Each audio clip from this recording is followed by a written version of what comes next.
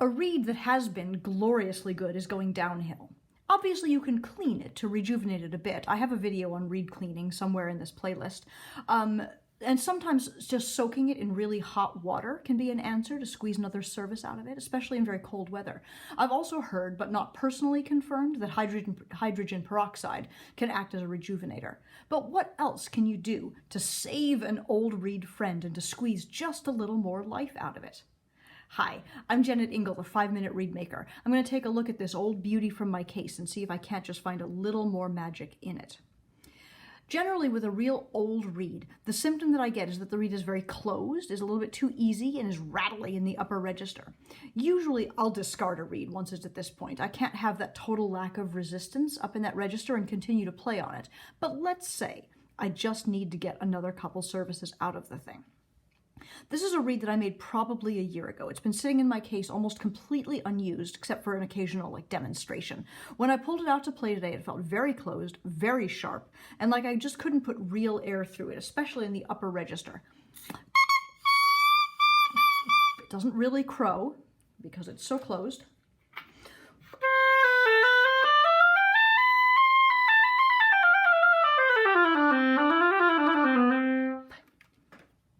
It's okay, right? It sounds like a reed. It sounds very sweet, but it's definitely too small and much too sharp for me to play on. Basically, I'm always going to start by first just checking the cleanness of the inside. I'm not getting a lot of gunk out, so that's not a thing. I'm always going to start with a very gentle overall scrape. In this case, I'm looking to clean the gunk off of the outside and to free the fibers more than really scraping. I do this with a really sharp knife. A duller one will just skate over the surface and mash the fibers and grind the existing gunk down into them. So here I go. I'm just going to very lightly scrape in the heart, in the tip, and in the back. At the same time, I'll take care of things like this, where a corner is beginning to come away from the reed. I'm just going to pull that right off, because once it's not really attached, it's not really helping me. And I would rather have a clean slate to work with. You can even see the gunk on this side. You'll notice, though, if you've watched these videos before, that the quality of the cane I'm getting off is hardly anything, right? Just a little bit of dust. I'm not really scraping. It's already plenty small because it's been a reed that I've played and played and played.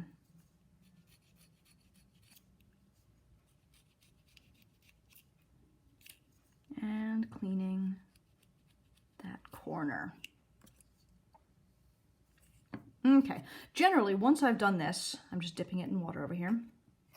Once I've done this, I'll have a reed that is much easier, to the point that I have to expend a lot of energy just holding it in and keeping the sound contained. Let's see if that's what I've got. Still not really a crow, but definitely easier to blow through.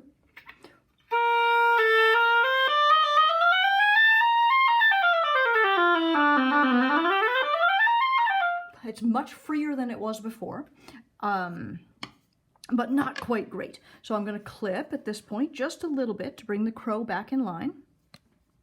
I'm going to have to do this off camera because I've got my small block with me today and I had to line it up with the edge of the desk.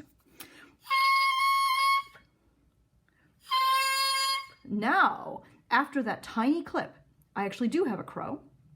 Pop it back on the instrument.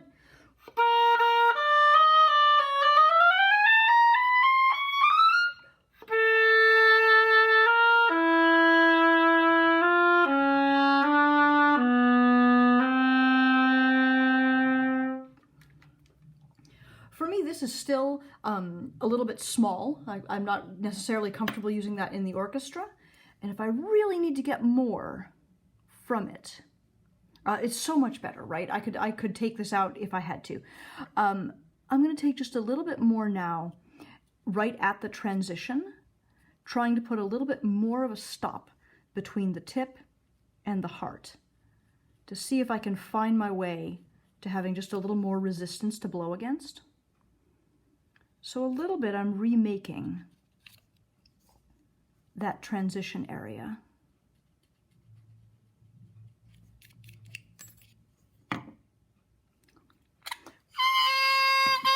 Drop the crow, so now I can clip. Again, I'm taking my cutting block away, but I'll bring it back.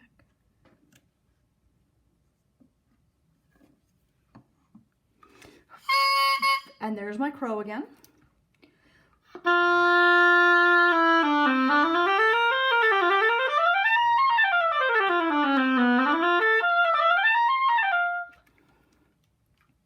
So, my steps to rejuvenating this older reed were to very, very gently clean the whole thing, freeing up the fibers so that anything that has adhered to them and anything that has decayed a little bit over time is just scraped away. I've got nothing but clean, relatively fresh wood, both on the inside and the outside.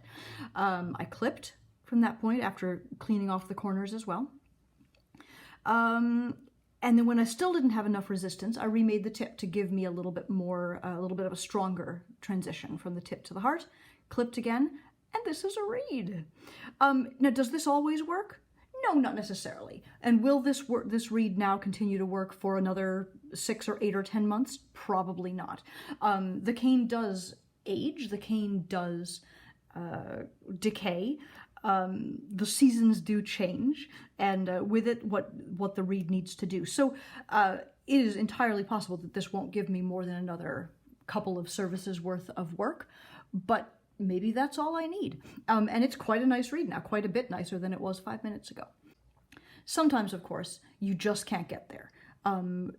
Age is inevitable in a reed, and sometimes you do just have to say goodbye. I hope, though, that this has been helpful. This has been a 5-Minute Reedmaker lesson. You can follow these short videos right here on YouTube, and you can subscribe if you wish. If you have questions or disagreements, or if you want to order reeds or cane, you can find me at jennetingle.com. And I'd love to hear from you. What questions do you have about reed making? What should my next video cover for you? Thanks so much for watching. Have a great day.